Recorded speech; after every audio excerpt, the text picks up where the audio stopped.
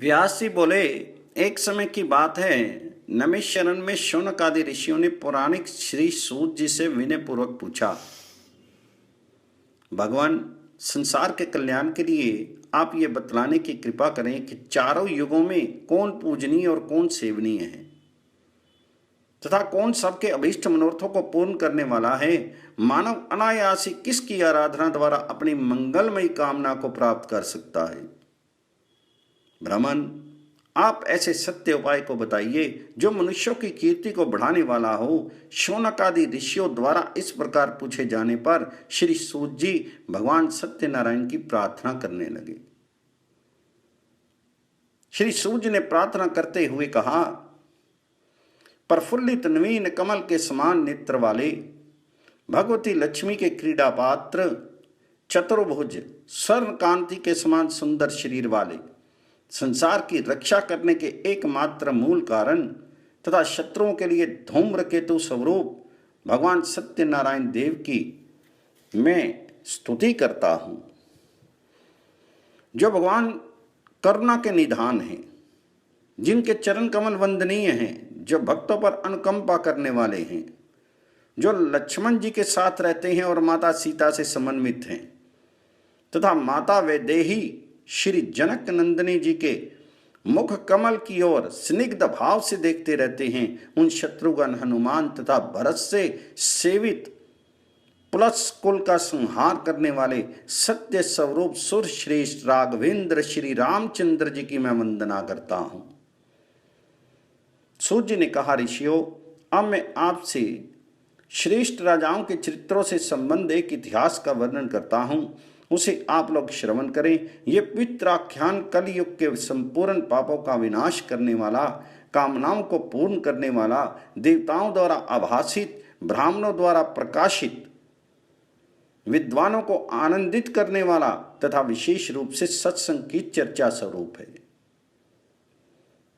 एक समय योगी देव ऋषि नारद जी सबके कल्याण की कामना से विविध लोकों में भ्रमण करते हुए इस मृत्यु लोक में आए। यहाँ उन्होंने देखा कि अपने अपने किए गए कर्मों के अनुसार संसार के प्राणी नाना प्रकार के क्लेशों एवं दुखों से दुखी हैं और विविध आदि एवं व्याधि से ग्रस्त हैं। ये देखकर उन्होंने सोचा कि कौन सा ऐसा उपाय है जिससे इन प्राणियों के दुख का नाश हो। ऐसा विचार करके वे विष्णु लोक में गए। वहां उन्होंने शंख चक्र गदा पद्म और वनमाला से अलंकृत प्रसन्न मुख शांत सनक सनंदन तथा सनत कुमार आदि से संस्तुत भगवान नारायण का दर्शन किया।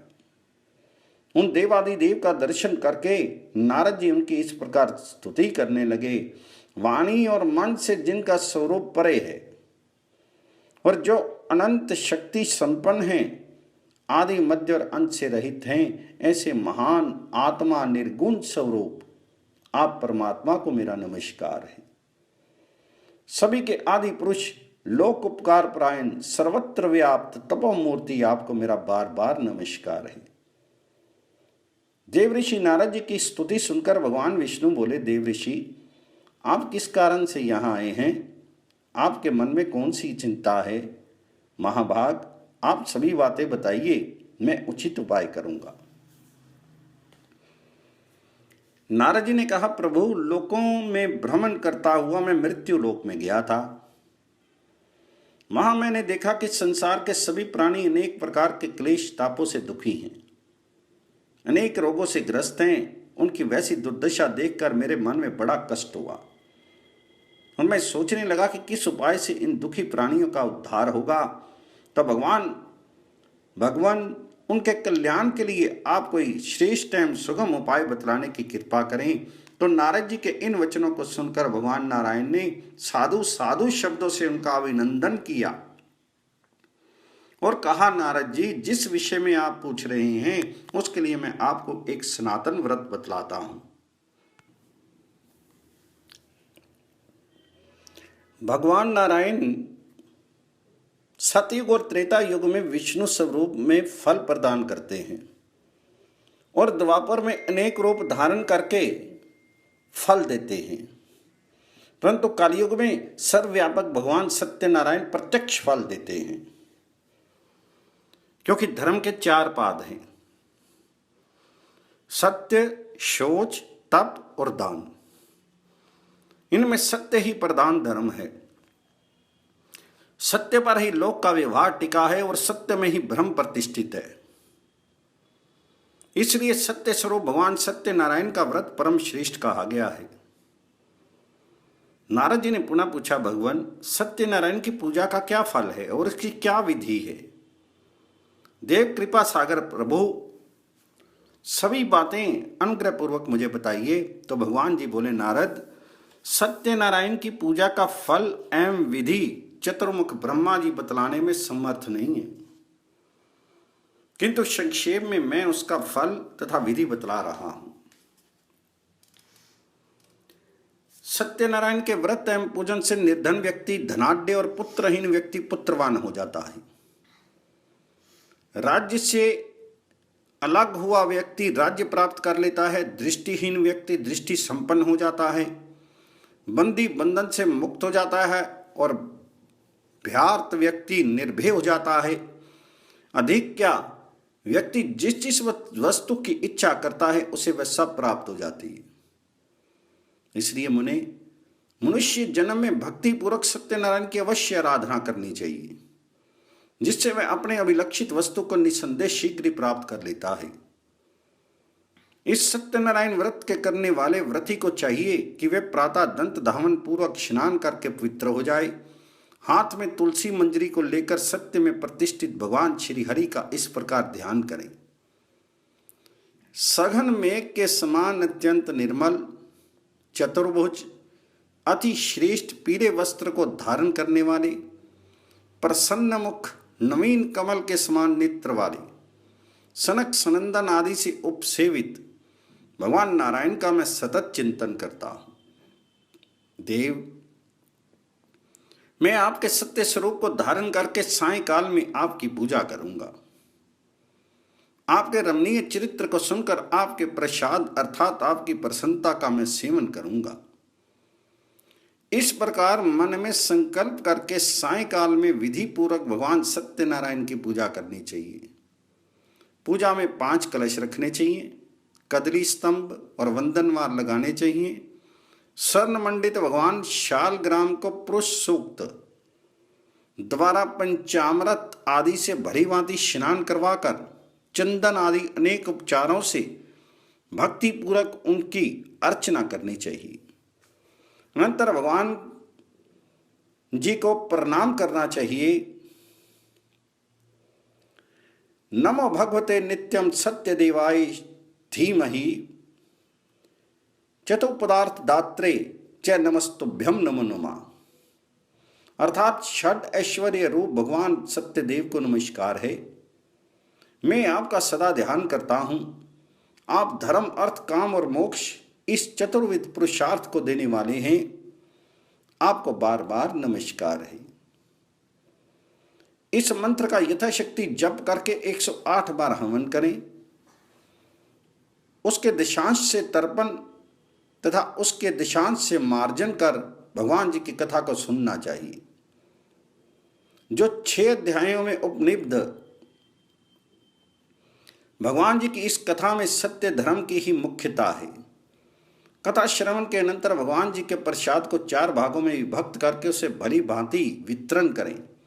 प्रथम भाग आचार्य को दें, द्वितीय भाग अपने कुटुंब को दें, तृतीय भाग श्रोताओं को दें और चतुर्भाग अपने लिए रखें। तत्पश्चात ब्राह्मणों को भोजन कराएं एवं स्वयं भी मौन होकर भोजन करें। इस विधि से सत्यनारायण की पूजा करनी चाहिए। श्रद्धा भक्ति पूर्वक सत्यनारायण की पूजा करने वाला व्रती सभी अभीष्ट कामनाओं को इसी जन्म में प्राप्त कर लेता है। इस जन्म में किए गए पुण्य फल को दूसरे जन्म में भोगा जाता है और दूसरे जन्म में किए गए कर्मों का फल मनुष्य को यहाँ भोगना पड़ता है। श्रद्धा पूर्वक किया गया सत्यनारायण का व्रत सभी कामनाओं को पूर्ण करने वाला होता है। नारद जी ने कहा, भगवान, आज ही आपकी आज्ञा से भूमंडल में इस सत्यदेव व्रत को मैं प्रतिष्ठित करूंगा। ये कहकर नारद जी तो पृथ्वी पर व्रत का प्रचार करने चले गए और भगवान नारायण देव अंतर ध्यान होकर काशीपुरी में चले गए। सो जी बोले, ऋषियों, भगवान नारायण ने स्वयं कृपा पूर्वक देवऋषि नारद जी द्वारा जिस प्रकार इस व्रत का प्रचार किया, अब मैं उस कथा को कहता हूं, आप लोग सुने। लोक प्रसिद्ध काशी नगरी में एक श्रेष्ठ विद्वान ब्राह्मण रहते थे, जो विष्णु व्रत परायण थे। वे गृहस्थ थे, दीन थे तथा स्त्री पुत्रवान थे। वे भिक्षावृत्ति से अपना जीवन यापन करते थे। उनका नाम शतानंद था। एक समय वे भिक्षा मांगने के लिए जा रहे थे। उन विनीत एवं अतिशय शांत शतानंद को मार्ग में एक वृद्ध ब्राह्मण दिखाई दिए, जो साक्षात हरि ही थे। उन वृद्ध ब्राह्मण वेशधारी श्री हरि ने ब्राह्मण शतानंद से पूछा, द्विजश्रेष्ठ, आप किस निमित्त से कहाँ जा रहे हैं? तो शतानंद बोले, सौम्य, अपने पुत्र कलत्र आदि के भरण पोषण के लिए धन याचना की कामना से मैं धनिकों के पास जा रहा हूं। नारायण ने कहा, द्विज, निर्धनता के कारण आपने दीर्घ काल से भिक्षावृत्ति अपना रखी है। इसकी निवृत्ति के लिए सत्यनारायण व्रत कलयुग में सर्वोत्तम उपाय है। इसलिए मेरे कथन के अनुसार आप कमल नेत्र भगवान सत्यनारायण के चरणों की शरण ग्रहण करें। इससे दरिद्र, शोक और सभी संतापों का विनाश होता है और मोक्ष की भी प्राप्ति होती है। करुणामूर्ति भगवान जी के इन वचनों को सुनकर ब्राह्मण शतानंद ने पूछा, ये सत्यनारायण कौन है? तो ब्राह्मण रूपधारी भगवान बोले, नाना रूप धारण करने वाले, सत्यव्रत, सर्वत्र व्याप्त रहने वाले और निरंजन वे देव इस समय विप्र का रूप धारण करके तुम्हारे सामने आए हैं। इस महान दुख रूपी संसार सागर में पड़े हुए प्राणियों को तारने के लिए भगवान के चरण नौका रूप हैं। जो बुद्धिमान व्यक्ति है वे भगवान जी की शरण में जाते हैं, किंतु विश्वों में व्याप्त विषय बुद्धि वाले व्यक्ति भगवान जी की शरण में ना जाकर इसी संसार सागर में पड़े रहते हैं। इसलिए द्विज, संसार के कल्याण के लिए विविध उपचारों से भगवान सत्यनारायण देव की पूजा, आराधना तथा ध्यान करते हुए तुम इस व्रत को प्रकाश में लाओ। विप्रधारी भगवान के ऐसा कहते ही उस ब्राह्मण शतानंद ने मेघों के समान नील वर्ण, सुंदर चार भुजाओं में शंख, चक्र, गदा और पद्म लिए हुए और पीतांबर धारण किए हुए, नवीन विकसित कमल के समान नेत्र वाले तथा मंद मंद मधुर मुस्कान वाले, वन माला युक्त और भुरों के द्वारा चुंबित चरण कमल वाले पुरुषोत्तम भगवान नारायण के साक्षात दर्शन किए। भगवान जी की वाणी सुनने और उनका प्रत्यक्ष दर्शन करने से उस विप्र के सभी अंग पुलकित हो उठे, आंखों से प्रेम अश्रु भर आए। उसने भूमि पर गिरकर भगवान जी को साष्टांग प्रणाम किया और गदगद वाणी से मैं उनकी इस प्रकार स्तुति करने लगा, संसार के स्वामी, जगत के कारण के भी कारण, अनाथों के नाथ, कल्याण मंगल को देने वाले, शरण देने वाले, पुण्य रूप, पवित्र, अव्यक्त तथा व्यक्त होने वाले और आदि भौतिक, आदि देविक तथा आध्यात्मिक तीनों प्रकार के तापों का समूल उच्छेद करने वाले भगवान सत्यनारायण को मैं प्रणाम करता हूँ। इस संसार के रचयिता सत्यनारायण देव को नमस्कार है। विश्व के भरण पोषण करने वाले शुद्ध सत्य स्वरूप को नमस्कार है तथा विश्व का विनाश करने वाले कराल महाकाल स्वरूप को नमस्कार है। संपूर्ण संसार का मंगल करने वाले आत्म मूर्ति स्वरूप हे भगवान, आपको नमस्कार है। आज मैं धन्य हो गया, पुण्यवान हो गया। आज मेरा जन्म लेना सफल हो गया, जो कि मन वाणी से अगम अगोचर आपका मुझे प्रत्यक्ष दर्शन हुआ। मैं अपने भाग्य की क्या सराहना करूं। ना जाने मेरे किस पुण्य कर्म का यह फल था जो मुझे आपके दर्शन हुए। प्रभु, आपने क्रियाहीन इस मंद बुद्धि के शरीर को सफल कर दिया। लोकनाथ, रमापते, किस विधि से भगवान सत्यनारायण का पूजन करना चाहिए? विभो, कृपा करके उसे आप बताइए। संसार को मोहित करने वाले भगवान नारायण मधुरवाणी में बोले, विपेंद्र, मेरी पूजा में बहुत अधिक धन की आवश्यकता नहीं है। अनायास ही जो धन प्राप्त हो जाए उसी से श्रद्धापूर्वक मेरा यजन करना चाहिए। जिस प्रकार मेरी स्तुति से स्मृति से ग्राग्रस्त गजेंद्र अजामिल संकट से मुक्त हो गए, इसी प्रकार इस व्रत के आश्रय से मनुष्य तत्काल क्लेश मुक्त हो जाता है। इस व्रत की विधि को सुनो। अभीष्ट कामना की सिद्धि के लिए पूजा की सामग्री एकत्र करके विधि पूर्वक भगवान सत्यनारायण की पूजा करनी चाहिए। 1.25 सेर के लगभग गोधूम चूर्ण में दूध और शक्कर मिलाकर उस चूर्ण को घृत से युक्त करके हरि को निवेदित करना चाहिए। यह भगवान जी को अत्यंत प्रिय है। पंचामृत के द्वारा भगवान शालग्राम को स्नान कराकर गंध, पुष्प, धूप, दीप, नैवेद्य तथा तांबूल आदि उपचारों से मंत्रों द्वारा उनकी अर्चना करनी चाहिए।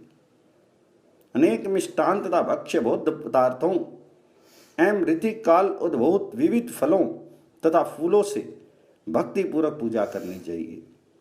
फिर ब्राह्मणों तथा सज्जनों के साथ मेरी कथा, राजा तुंगध्वज के इतिहास, भीलों की और वणिक साधु की कथा को आदर पूर्वक श्रवण करना चाहिए। कथा के अनंतर भक्ति पूर्वक सत्यदेव को प्रणाम करके प्रसाद का वितरण करना चाहिए।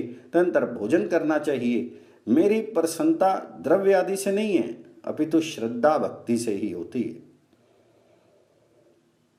इस प्रकार जो विधि पूर्वक पूजा करते हैं वे पुत्र पौत्र तथा धन संपत्ति से युक्त होकर श्रेष्ठ भोगों को उपभोग करते हैं और अंत में मेरे सानिध्य प्राप्त करके मेरे साथ आनंद पूर्वक रहते हैं। व्रती जो जो कामना करता है वह उसे अवश्य प्राप्त हो जाती है। इतना कहकर भगवान अंतर ध्यान हो गए और वे ब्राह्मण भी अत्यंत प्रसन्न हो गए। मन ही मन उन्हें प्रणाम कर वे भिक्षा के लिए नगर की ओर चले गए और उन्होंने मन में ये निश्चय किया कि आज भिक्षा में जो भी धन मुझे प्राप्त होगा मैं उससे भगवान सत्यनारायण की पूजा करूंगा। उस दिन अनायास बिना मांगे ही उन्हें प्रचुर धन प्राप्त हो गया। वे आश्चर्यचकित होकर अपने घर आ गए। उन्होंने सारा वृतांत अपनी धर्मपत्नी को बतलाया। उसने भी सत्यनारायण के व्रत पूजा का अनुमोदन किया। वह पति की आज्ञा से श्रद्धापूर्वक बाजार से पूजा की सभी सामग्रियों को ले आई और अपने बंधु बांधवों तथा पड़ोसियों को भगवान सत्यनारायण की पूजा में सम्मिलित होने के लिए बुला ले आई। अनंतर शतानंद ने भक्ति पूर्वक भगवान जी की पूजा की। कथा की समाप्ति पर प्रसन्न होकर उनकी कामनाओं को पूर्ण करने के उद्देश्य से भक्तवत्सल भगवान सत्यनारायण देव प्रकट हो गए। उनका दर्शन करके ब्राह्मण शतानंद ने भगवान जी से इस लोक में तथा परलोक में सुख तथा पराभक्ति की याचना की और कहा कि हे भगवान, आप मुझे अपना दास बना लीजिए। भगवान भी तथास्तु कहकर अंतर ध्यान हो गए। ये देखकर कथा में आए सभी जन अत्यंत विस्मित हो गए और ब्राह्मण भी कृतकृत्य हो गया। वे सभी भगवान जी को दंडवत प्रणाम करके आदर पूर्वक प्रसाद ग्रहण कर ये ब्राह्मण धन्य है, धन्य है, इस प्रकार कहते हुए अपने अपने घर चले गए। तभी से लोक में यह प्रचार हो गया कि भगवान सत्यनारायण का व्रत अभिष्ट कामनाओं की सिद्धि प्रदान करने वाला, क्लेशनाशक और भोग मोक्ष को प्रदान करने वाला है। अब सूत जी बोले, ऋषियों, प्राचीन काल में केदार खंड के मणिपूरक नामक नगर में चंद्रचूड़ नाम का एक धार्मिक तथा प्रजावत्सल राजा रहते थे।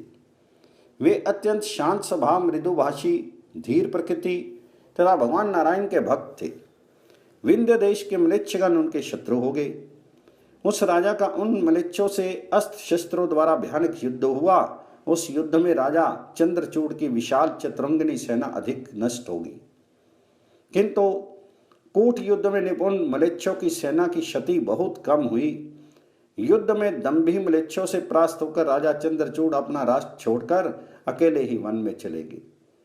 तीर्थाटन के बहाने इधर उधर घूमते हुए वे काशीपुरी में पहुंचे। वहां उन्होंने देखा कि घर घर सत्यनारायण की पूजा हो रही है और ये काशी की घर घर सत्यनारायण की पूजा नगरी द्वार के समान ही भव्य एवं समृद्धिशाली हो गई है। वहां की समृद्धि देखकर चंद्रचूड़ विस्मित हो गए और उन्होंने शतानंद ब्राह्मण के द्वारा की गई सत्यनारायण पूजा की प्रसिद्धि भी सुनी, जिसके अनुसरण से सभी शील एवं धर्म से समृद्ध हो गए थे। राजा चंद्रचूड़ भगवान सत्यनारायण की पूजा करने वाले ब्राह्मण शतानंद के पास गए और उनके चरणों पर गिरकर उनसे सत्यनारायण पूजा की विधि पूछी तथा अपने राज्य भ्रष्ट होने की कथा भी बतलाई और कहा, ब्राह्मण, लक्ष्मीपति भगवान जनार्दन जिस व्रत से प्रसन्न होते हैं, पाप के नाश करने वाले उस व्रत को बतलाकर आप मेरा उद्धार कीजिए। शतानंद ने कहा, राजन, श्रीपति भगवान को प्रसन्न करने वाला सत्यनारायण नामक एक श्रेष्ठ व्रत है, जो समस्त दुख शोक आदि का शामक, धन धान्य का प्रवर्धक, सौभाग्य और संतति का प्रदाता तथा सर्वत्र विजय प्रदायक है। जिस किसी भी दिन प्रदोष काल में इसके पूजन आदि का आयोजन करना चाहिए। कदली दल के स्तंभों से मंडित, तोरणों से अलंकृत एक मंडप की रचना करके उसमें 5 कलशों की स्थापना करनी चाहिए और 5 ध्वजाएं भी लगानी चाहिए। व्रती को चाहिए कि उस मंडप के मध्य में ब्राह्मणों के द्वारा एक रमणीय वेदिका की रचना करवावे। उसके ऊपर सन से मंडित शिलारूप भगवान नारायण शालग्राम को स्थापित करके प्रेम भक्ति पूर्वक चंदन पुष्प आदि उपचारों से उनकी पूजा करें। भगवान जी का ध्यान करते हुए भूमि पर शयन करके 7 रात्रि व्यतीत करे। ये सुनकर राजा चंद्रचूड़ ने काशी में ही भगवान सत्यनारायण की शीघ्र पूजा की। प्रसन्न होकर रात्रि में भगवान जी ने राजा को एक उत्तम तलवार प्रदान की। शत्रुओं को नष्ट करने वाली तलवार प्राप्त करके राजा ब्राह्मण श्री सदानंद को प्रणाम करके अपने नगर में आ गए और 6000 म्लेच्छ दस्युओं को मारकर उनसे अपार धन प्राप्त किया और नर्मदा के मनोहर तट पर पुनः भगवान श्री हरि की पूजा की। वे राजा प्रत्येक मास की पूर्णिमा को प्रेम और भक्ति पूर्वक विधि विधान से भगवान सत्यदेव की पूजा करने लगे। उस व्रत के प्रभाव से वे लाखों ग्रामों के अधिपति हो गए और 60 वर्ष तक राज्य करते हुए अंत में उन्होंने विष्णुलोक को प्राप्त किया। सूत जी बोले, ऋषियों, आप इस संबंध में सत्यनारायण व्रत के आचरण से कृतकृत्य हुए भीलों की कथा सुने। एक समय की बात है, कुछ निषादगण वन से लकड़ियां काटकर नगर में लाकर बेचा करते थे। उनमें से कुछ निषाद काशीपुरी में लकड़ी बेचने आए। उन्हीं में से एक बहुत प्यासा लक्कड़हारा विष्णुदास के आश्रम में अर्थात शतानंद के आश्रम में गया। वहां उसने जल पिया, देखा कि ब्राह्मण लोग भगवान जी की पूजा कर रहे हैं। भिक्षुक शतानंद का वैभव देखकर वह चकित हो गया और सोचने लगा, इतने दरिद्र ब्राह्मण के पास ये अपार वैभव कहाँ से आ गया? इसे तो आज तक मैंने अकिंचन ही देखा था, आज ये इतना महान धनी कैसे हो गया? इस पर उसने पूछा, महाराज, आपको ये ऐश्वर्य कैसे प्राप्त हुआ और आपको निर्धनता से मुक्ति कैसे मिली? ये बताने का कष्ट करें, मैं सुनना चाहता हूँ। शतानंद ने कहा, भाई, ये सब सत्यनारायण की आराधना का फल है। उनकी आराधना से क्या नहीं होता? भगवान सत्यनारायण की अनुकंपा के बिना किंचित भी सुख प्राप्त नहीं होता। निषाद ने उनसे पूछा, महाराज, सत्यनारायण भगवान का क्या महात्म्य है? इस विधि की विधि क्या है? आप उसकी पूजा के सभी उपचारों का वर्णन करें, क्योंकि उपकार प्रायण संत महात्मा अपने हृदय में सबके लिए समान भाव रखते हैं, किसी से कोई कल्याणकारी बात नहीं छिपाते। तो शतानंद बोले, एक समय की बात है, केदार क्षेत्र के मणिपुर नामक में रहने वाले राजा चंद्रचूड़ मेरे आश्रम में आए। उन्होंने मुझसे भगवान सत्यनारायण व्रत कथा का विधान पूछा। हे निषाद पुत्र, इस पर मैंने जो उन्हें बताया था उसे तुम सुनो। सकाम भाव से अथवा निष्काम भाव से किसी भी प्रकार भगवान जी की पूजा का मन में संकल्प करके उनकी पूजा करनी चाहिए। 1.25 सेर गोधूम के चूर्ण को मधु तथा सुगंधित घृत से संस्कृत कर नैवेद्य के रूप में भगवान जी को अर्पण करना चाहिए। भगवान सत्यनारायण शालग्राम को पंचामृत से स्नान कराकर चंदन आदि उपचारों से उनकी पूजा करनी चाहिए। पायस, अपोप, संयाव, दधि, दुग्ध, ऋतुफल, पुष्प, धूप, दीप तथा नैवेद्य आदि से भक्तिपूर्वक भगवान जी की पूजा करनी चाहिए। यही यदि वैभव रहे तो और अधिक उत्साह एवं समारोह से पूजा करनी चाहिए। भगवान भक्ति से जितना प्रसन्न होते हैं उतना विपुल द्रव्यों से प्रसन्न नहीं होते।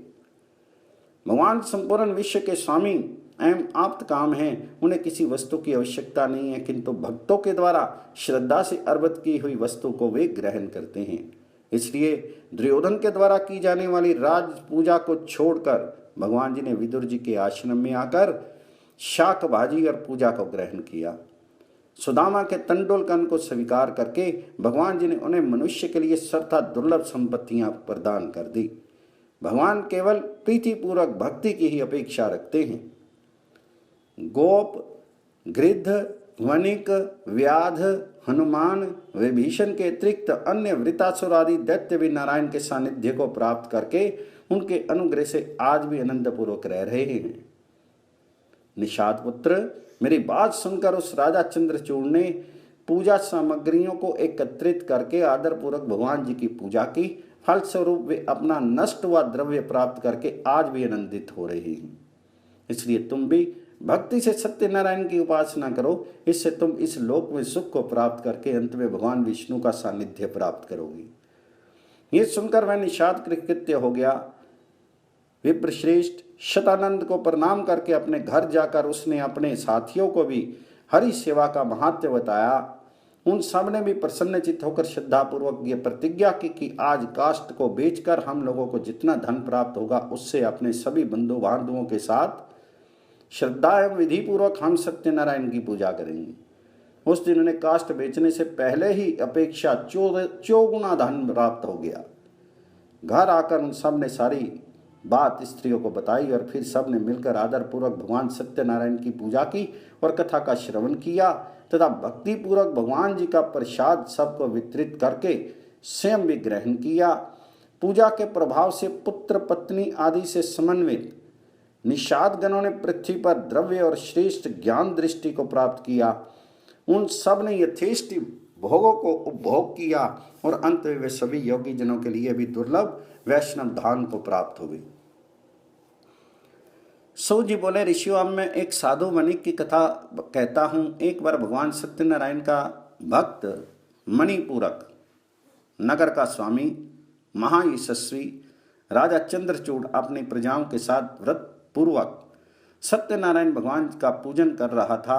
उसी समय रत्नपुर निवासी महाधनी साधु वणिक अपनी नौका को धन से परिपूर्ण करके नदी तट से यात्रा करता हुआ वहां आ पहुंचा।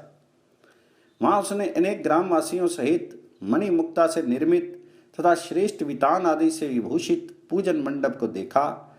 गीत वाद्य आदि की ध्वनि तथा वेद ध्वनि भी वहां उसे सुनाई पड़ी। उस रम्य स्थान को देखकर साधु वणिक ने अपने नाविक को आदेश दिया कि वहीं पर नौका रोक दो, मैं यहाँ के आयोजन को देखना चाहता हूँ। इस पर नाविक ने वैसा ही किया। नाव से उतरकर उस वणिक ने लोगों से जानकारी प्राप्त की। वह सत्यनारायण भगवान की कथा मंडप में गया तथा वहां उसने उन सभी से पूछा, महाशय, आप लोग ये कौन सा पुण्य कार्य कर रहे हैं? इस पर उन लोगों ने कहा, हम लोग अपने माननीय राजा के साथ भगवान सत्यनारायण की पूजा कथा का आयोजन कर रहे हैं। इसी व्रत के अनुष्ठान से इन्हें निष्कंटक राज्य प्राप्त हुआ है।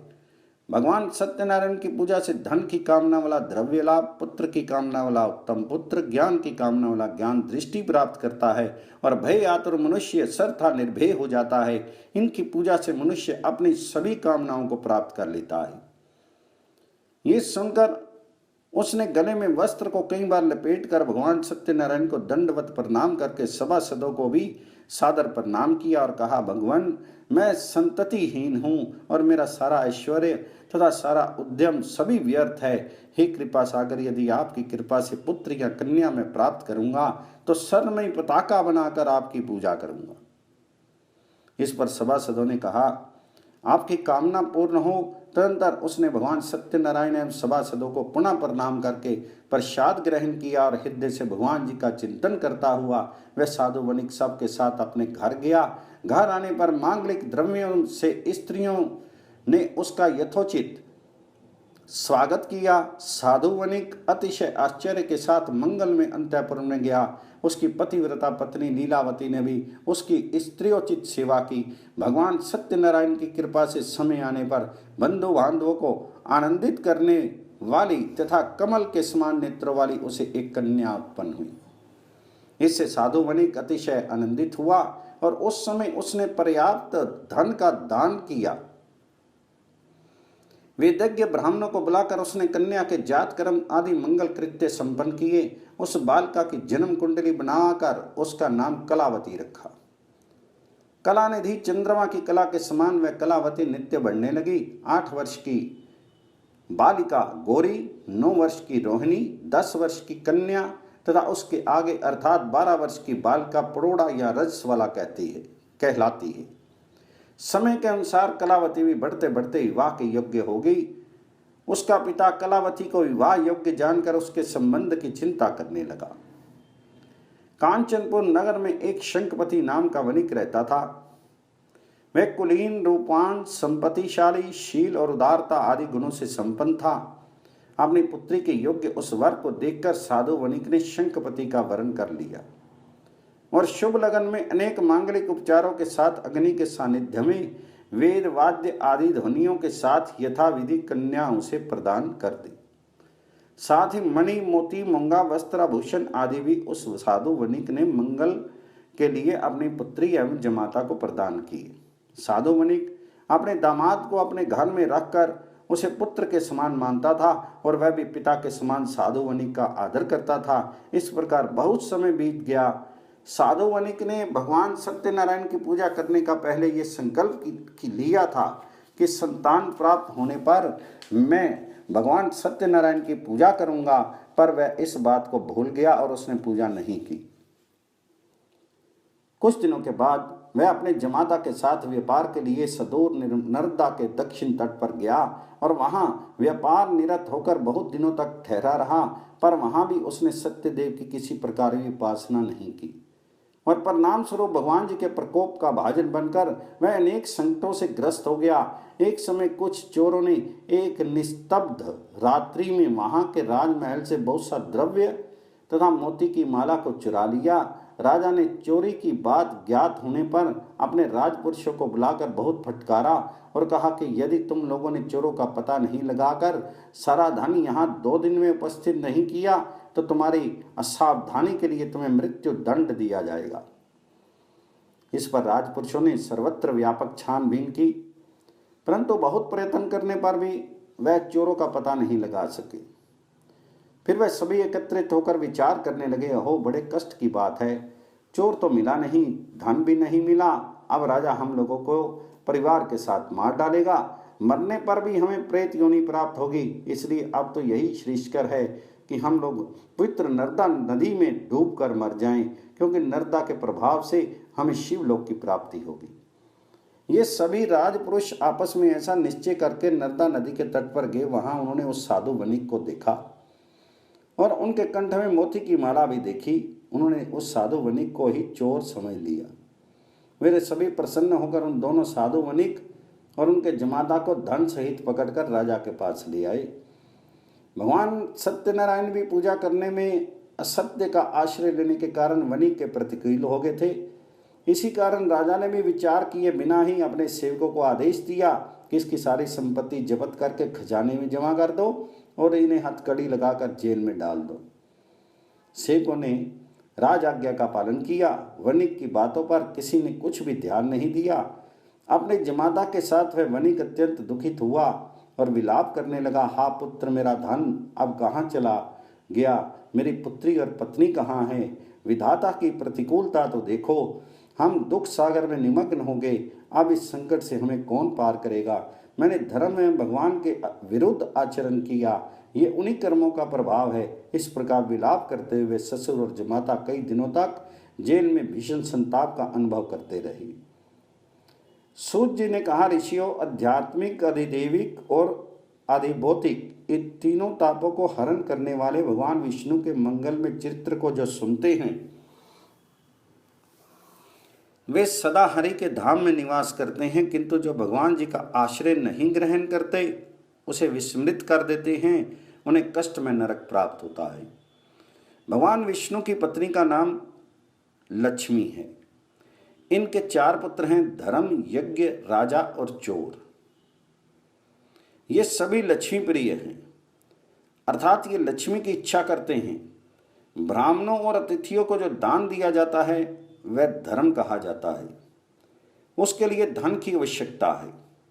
स्वाहा और स्वधा के लिए जो देव यज्ञ और पितृ यज्ञ किया जाता है वह यज्ञ कहा जाता है, उसमें भी धन की अपेक्षा होती है। धर्म और यज्ञ की रक्षा करने वाला राजा कहलाता है, इसलिए राजा को लक्ष्मी धन की अपेक्षा रहती है।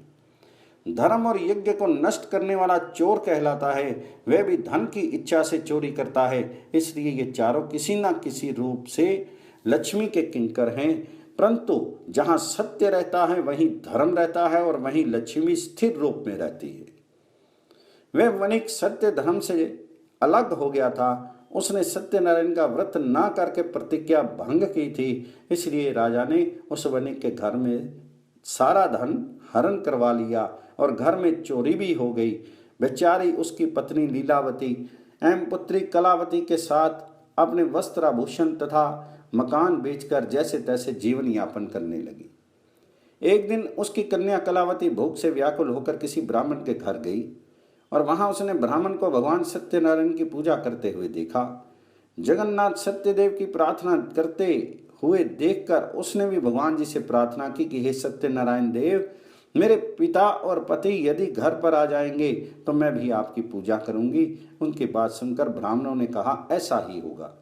इस प्रकार ब्राह्मणों से आश्वासन युक्त आशीर्वाद प्राप्त करके वे अपने घर वापस आ गई। रात्रि में देर से लौटने के कारण माता ने उससे डांटते हुए पूछा कि बेटी, इतनी रात तक तुम कहाँ रही? इस पर उसने उसे प्रसाद देते हुए सत्यनारायण की पूजा वृत्तांत को बताया और कहा, माँ, मैंने वहाँ सुना कि भगवान सत्यनारायण कलयुग में प्रत्यक्ष फल देने वाले हैं। उनकी पूजा मनुष्यगण सदा करते हैं। माँ, मैं भी उनकी पूजा करना चाहती हूँ। तुम मुझे आज्ञा प्रदान करो, मेरे पिता और स्वामी अपने घर आ जाएं, यही मेरी कामना है। रात में ऐसा मन में निश्चय करके प्रातः वह कलावती शीलपाल नामक एक वणिक के घर पर धन प्राप्त करने की इच्छा से गई और उसने कहा, बंधु, थोड़ा धन दे जिससे मैं भगवान सत्यनारायण की पूजा कर सकूं। ये सुनकर शीलपाल ने उसे 5 शर्मियां दी और कहा, कलावती, तुम्हारे पिता का कुछ ऋण शेष था, मैं उन्हें ही वापस कर रहा हूँ। इसे देकर आज मैं उऋण हो गया हूँ। ये कहकर शीलपाल गया तीर्थ में श्राद्ध करने चला गया। कन्या ने अपनी माँ लीलावती के साथ उस द्रव्य से कल्याणप्रद सत्यनारायण व्रत का श्रद्धा भक्ति से विधि पूर्वक अनुष्ठान किया। इससे सत्यनारायण भगवान जी संतुष्ट हो गए।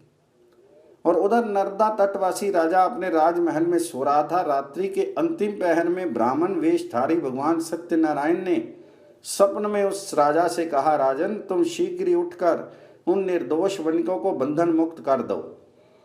वे दोनों बिना अपराध के ही बंदी बना लिए गए हैं। यदि तुम ऐसा नहीं करोगे तुम्हारा कल्याण नहीं होगा। इतना कहकर वे अंतर्हित हो गए। राजा निद्रा से सहसा जाग उठा। वह परमात्मा का स्मरण करने लगा। प्रातःकाल राजा अपनी सभा में गया और उसने अपने मंत्री से देखे गए स्वप्न का फल पूछा। तो महामंत्री ने भी राजा से कहा, राजन, बड़े आश्चर्य की बात है, मुझे भी आज ऐसा ही स्वप्न दिखलाई पड़ा। अतः उस वणिक और उसके जमाता को बुलाकर भली भांति पूछताछ कर लेनी चाहिए। राजा ने उन दोनों को बंदी गृह से बुलवाया और पूछा, तुम दोनों कहाँ रहते हो और तुम कौन हो? इस पर साधु वणिक ने कहा, राजन, मैं रत्नपुर का निवासी एक वणिक हूँ। मैं व्यापार करने के लिए यहाँ आया था, पर देववश आपके सेवकों ने हमें चोर समझकर पकड़ लिया। साथ में ये मेरा जमाता है। बिना अपराध के ही हमें मणि मुक्ता की चोरी लगी है। राजेंद्र, हम दोनों चोर नहीं हैं, आप भली भांति विचार कर ले। उनकी बातें सुनकर राजा को बड़ा पश्चाताप हुआ। उन्होंने उन्हें बंधन मुक्त कर दिया। अनेक प्रकार से उन्हें अलंकृत करके भोजन कराया और वस्त्र आभूषण आदि देकर उनका सम्मान किया। साधु वणिक ने कहा, राजन, मैंने कारागार में अनेक कष्ट भोगे हैं। अब मैं अपने नगर जाना चाहता हूँ, आप मुझे आज्ञा दें। इस पर राजा ने अपने कोषाध्यक्ष के माध्यम से साधु वणिक की नौका रत्नों आदि से परिपूर्ण करवा दी। फिर वह साधु वणिक अपने जमाता के साथ राजा द्वारा सम्मानित होकर द्विगुणित धन लेकर रतनपुर की ओर चला। साधु वणिक ने अपने नगर के लिए प्रस्थान किया, पर भगवान सत्यनारायण का पूजन वह उस समय भी भूल गया। भगवान सत्यदेव ने जो कलयुग में तत्काल फल देते हैं, पुनः तपस्वी का रूप धारण करके वहां आकर उससे पूछा, साधु, तुम्हारी इस नौका में क्या है? इस पर साधु वणिक ने उत्तर दिया, आपको देने के लिए कुछ भी धन मेरे पास नहीं है। नाव में केवल कुछ लताओं के पत्ते भरे पड़े हैं। साधु वणिक के ऐसा कहने पर तपस्वी ने कहा, ऐसा ही होगा। इतना कहकर तपस्वी अंतर ध्यान हो गए। उनके ऐसा कहते ही नौका में धन के बदले केवल पत्ते ही दिखने लगे। ये सब देखकर साधु अत्यंत चकित एवं चिंतित हो गया। उसे मूर्छा सी आ गई। वह अनेक प्रकार से विलाप करने लगा। वज्रपात होने के समान वह स्तब्ध होकर सोचने लगा कि मैं अब क्या करूं, कहां जाऊं, मेरा धन कहां चला गया। जमाता के समझाने बुझाने पर इसे तपस्वी का शाप समझकर वह पुनः उन्हीं तपस्वी की शरण में गया और गले में कपड़ा लपेटकर उस तपस्वी को प्रणाम कर कहा, महाभाग आप कौन हैं? कोई गंधर्व हैं या देवता हैं या साक्षात परमात्मा हैं? प्रभु, मैं आपकी महिमा को लेश मात्र भी नहीं जानता। आप मेरे अपराधों को क्षमा कर दें और मेरी नौका के धन को पुनः पूर्वत कर दें। इस पर तपस्वी रूप भगवान सत्यनारायण ने कहा कि तुमने चंद्रचूड़ राजा के सत्यनारायण के मंडप में संतति के प्राप्त होने पर भगवान सत्यदेव की पूजा करूंगा ऐसी प्रतिज्ञा की थी। तुम्हें कन्या प्राप्त हुई, उसका विवाह भी तुमने किया, व्यापार से धन भी प्राप्त किया, बंदी गृह से तुम मुक्त भी हो गए, पर तुमने भगवान सत्यनारायण की पूजा कभी नहीं की। इससे मिथ्या भाषण, प्रतिज्ञालोप और देवता की अवज्ञा आदि अनेक दोष हुए। तुम भगवान का स्मरण तक भी नहीं करते। इसी कारण हे मूढ़, तुम कष्ट भोग रहे हो। सत्यनारायण भगवान सर्वव्यापी हैं, वे सभी फलों को देने वाले हैं। उनका अनादर करके तुम कैसे सुख प्राप्त कर सकते हो? तुम भगवान को याद करो, उनका स्मरण करो। इस पर साधु वणिक की भगवान सत्यनारायण का स्मरण हो आया और वह पश्चाताप करने लगा। उसके देखते ही देखते वहां वे तपस्वी भगवान सत्यनारायण में परिवर्तित हो गए और तब वह इसकी इसी प्रकार स्तुति करने लगा, सत्य स्वरूप, सत्य संत, सत्यनारायण भगवान हरि को नमस्कार है। जिस सत्य से जगत की प्रतिष्ठा है उस सत्य स्वरूप आपको बार बार नमस्कार है। भगवान, आपकी माया से मोहित होने के कारण मनुष्य आपके स्वरूप को जान नहीं पाता और इस दुख रूपी संसार समुद्र को सुख मानकर उसी में लिप्त रहता है। धन के गर्व से मैं मूढ़ होकर मंद अंधकार से कर्तव्य और अकर्तव्य की दृष्टि से शून्य हो गया। मैं अपने कल्याण को भी नहीं समझ पा रहा हूँ। मेरे दो राम में भाव के लिए आप क्षमा करें। हे तपोनिधि, आपको नमस्कार है। कृपा सागर, आप मुझे अपने चरणों का दास बना लें, जिससे मुझे अपने चरण कमलों का नित्य स्मरण होता रहे आपके। इस प्रकार स्तुति करके उस साधु वणिक ने 1,00,000 मुद्रा से पुरोहित के द्वारा घर आकर सत्यनारायण की पूजा करने के लिए प्रतिज्ञा की। इस पर भगवान जी ने प्रसन्न होकर कहा, वत्स, तुम्हारी इच्छा पूर्ण होगी। तुम पुत्र पौत्र से समन्वित होकर श्रेष्ठ भोगों को भोग कर मेरे सत्य लोक को प्राप्त करोगे और मेरे साथ आनंद प्राप्त करोगे। ये कहकर भगवान सत्यनारायण अंतर्हित हो गए और साधु ने पुनः अपनी यात्रा प्रारंभ की। सत्यदेव भगवान से रक्षित होकर वह साधु वणिक 1 सप्ताह में नगर के समीप पहुंच गया और उसने अपने आगमन का समाचार देने के लिए घर पर दूत भेजा। दूत ने घर आकर साधु वणिक की स्त्री लीलावती से कहा, जमाता के साथ सफल मनोरथ साधु वणिक आ रही है। वह साध्वी लीलावती कन्या के साथ सत्यनारायण भगवान जी की पूजा कर रही थी। पति के आगमन को सुनकर उसने पूजा वहीं पर छोड़ दी और पूजा का शेष दायित्व अपनी पुत्री को सौंपकर वह शीघ्रता से नौका के समीप चली गई। इधर कलावती भी अपनी सखियों के साथ सत्यनारायण की जैसे तैसे पूजा समाप्त करके बिना प्रसाद लिए ही अपने पति को देखने के लिए उतावली होकर नौका की ओर चली गई। भगवान सत्यनारायण के प्रसाद के अपमान से जमाता सहित साधु वणिक की नौका जल के मध्य अलक्षित हो गई। ये देखकर सभी दुख में निमग्न हो गए। साधु वणिक भी मूर्छित हो गया। कलावती भी ये देखकर मूर्छित हो गई, पृथ्वी पर गिर पड़ी और उसका सारा शरीर आंसुओं से भीग गया। वह हवा के वेग से हिलते हुए केले के पत्ते के समान कांपने लगी। हा नाथ, हा कांत कहकर विलाप करने लगी और कहने लगी कि हे विधाता, आपने मुझे पति से वियुक्त करके मेरी आशा तोड़ दी। पति के बिना स्त्री का जीवन अधूरा एवं निष्फल है। कलावती आर्त स्वर में भगवान सत्यनारायण से बोली, हे सत्य सिंधु, हे भगवान सत्यनारायण, मैं अपने पति के वियोग में जल में डूबने वाली हूँ, आप मेरे अपराधों को क्षमा करें, पति को प्रकट कर मेरे प्राणों की रक्षा करें। इस प्रकार जब वह अपने पति के पादुकाओं को लेकर जल में प्रवेश करने ही वाली थी, उसी समय आकाशवाणी हुई, हे साधो, तुम्हारी पुत्री ने मेरे प्रसाद का अपमान किया है। यदि वह पुनः घर जाकर श्रद्धापूर्वक प्रसाद को ग्रहण कर ले तो उसका पति नौका सहित यहाँ अवश्य दिखेगा, चिंता मत करो। इस पर आश्चर्यचकित होकर कलावती ने वैसा ही किया और उसका पति पुनः अपनी नौका सहित दिखने लगा। फिर क्या था, सभी परस्पर आनंद से मिले और घर आकर साधु वणिक ने 1,00,000 मुद्राओं से बड़े समारोह पूर्वक भगवान सत्यदेव की पूजा की और आनंद में रहने लगा। पुनः कभी भगवान सत्यदेव की उपेक्षा नहीं की। उस व्रत के प्रभाव से पुत्र पौत्र समन्वित अनेक भोगों को उपभोग करते हुए सभी स्वर्ग लोक चले गए। इस इतिहास को जो मनुष्य भक्तिपूर्वक सुनता है वह भी विष्णु का अत्यंत प्रिय हो जाता है, अपनी मनोकामना की सिद्धि प्राप्त कर लेता है। सूत जी बोले, ऋषिगणों, मैंने सभी व्रतों में श्रेष्ठ इस सत्यनारायण व्रत को कहा। ब्राह्मण के मुख से निकला हुआ ये व्रत कली काल में अतिशय पुण्यप्रद है। सत्यनारायण व्रत कथा परिपूर्ण। भज मन नारायण नारायण नारायण, लक्ष्मी नारायण नारायण लक्ष्मी नारायण नारायण नारायण, लक्ष्मी नारायण नारायण नारायण। बोलो लक्ष्मी नारायण भगवान जी की।